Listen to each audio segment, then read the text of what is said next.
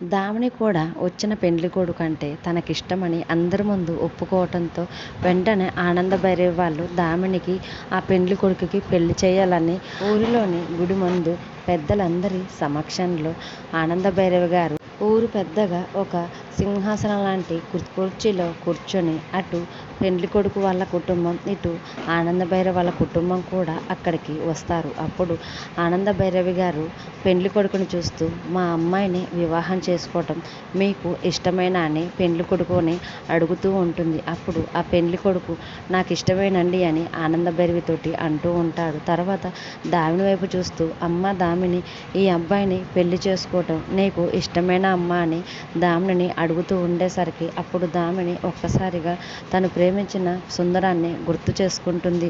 అంతకుముందే తను సుందరం దగ్గరికి వెళ్ళి ఈ పెళ్ళిని ఎలా ఆపాలో నాకు తెలియటం లేదు అని సుందరం దామిని ఇద్దరు కలిసి మాట్లాడుకుంటుంటే అక్కడికి కాంచన ఇంకా అనన్య ఇద్దరు వచ్చి, ఏంటి దామిని నువ్వు చేసే పని? నువ్వు సుందరాన్ని ప్రేమించి వేరొక వ్యక్తిని ఎలా పెళ్లి చేసుకుంటావు? నువ్వు పెళ్లి చేసుకుని బాగానే ఉంటావు, కానీ నిన్ను ప్రేమించిన మా తమ్ముడు సుందరం మాత్రం పిచ్చివాడైపోయి నిన్ను మర్చిపోలేక వాడి ప్రాణాలను తీసేసుకుంటాడు. వాడింకా ప్రాణాలతో ఉండడు దామిని అని అనన్య దామినిని భయపెడుతూ ఉంటుంది. ఆ విషయాలన్నీ దామినికి ఒక్కసారి గుర్తుకు వచ్చి, నేను పెళ్లి చేసుకుని వెళ్ళిపోతే సుందరం నిజంగానే ఆత్మహత్య చేసుకొని ప్రాణాలతో ఉండడు అని ఎలాగైనా సుందరాన్ని కాపాడుకోవాలి.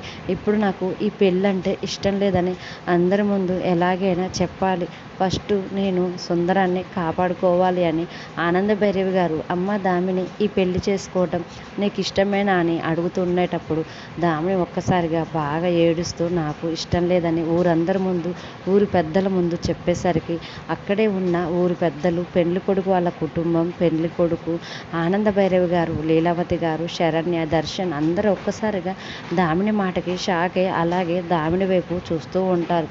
అప్పుడే అక్కడ ఉన్న ఊరి పెద్దలు మాత్రం, అమ్మ పెళ్లి కొడుకు వాళ్ళ కుటుంబాన్ని ఇలా ఊరిలో అందరి ముందు నిలబెట్టి మీ అమ్మాయినిచ్చి పెళ్లి చేస్తానని చెప్పి కూడా తీరా పెళ్లి చేసే సమయానికి మీ అమ్మాయి ఈ అబ్బాయి అంటే ఇష్టం లేదని చెప్పి ఊరందరిలో ఈ కుటుంబం పరువు తీసింది కనుక మీరు ఈ కుటుంబ పెద్దగా, ఇంకా ఊరి పెద్దగా ఉన్న మీరు కూడా ఇలా అమ్మాయి ఇష్టాలతో సంబంధం లేకుండా పెళ్లి చేయాలని ఎలా అనుకున్నారమ్మా?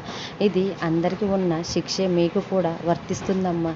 ఇలా 10 మందిలో వాళ్ళ కుటుంబం పరువు తీయాలని చూశారు కనుక 10 కొరడా దెబ్బల శిక్ష మీకు మీరే కొరడాతో వేసుకోండమ్మా అని ఆ ఊరి పెద్ద ఆనందభైరవితో అంటూ ఉండేసరికి ఆ శిక్షను విని అక్కడ ఉన్న అనన్య చాలా సంతోషపడుతూ ఉంటుంది. లీలావతి, శరణ్య, దర్శన్ వీళ్ళందరూ కూడా షాక్ అయి ఆనందభైరవి వైపు అలాగే చూస్తూ ఉంటారు. ఎప్పుడైతే దామిని నాకు ఈ పెళ్ళి ఇష్టం లేదని చెప్పిందో అప్పటి నుంచే ఆనందభైరవి గారు చాలా బాధపడుతూ ఉంటారు. దామిని చేసిన ఈ పని వల్ల ఊరందరి ముందు ఆనందభైరవి గారు కొరడా దెబ్బల శిక్షని వేసుకుంటారా లేదా అనేది రానున్న ఎపిసోడ్స్లో చూద్దాం. డైలీ సీరియల్ అప్డేట్స్ కోసం ప్లీజ్ మన ఛానల్ని లైక్ చేసి సబ్స్క్రైబ్ చేసుకోండి. మీ అభిప్రాయాన్ని మాకు కామెంట్ రూపంలో తెలియజేయండి. Thanks for watching.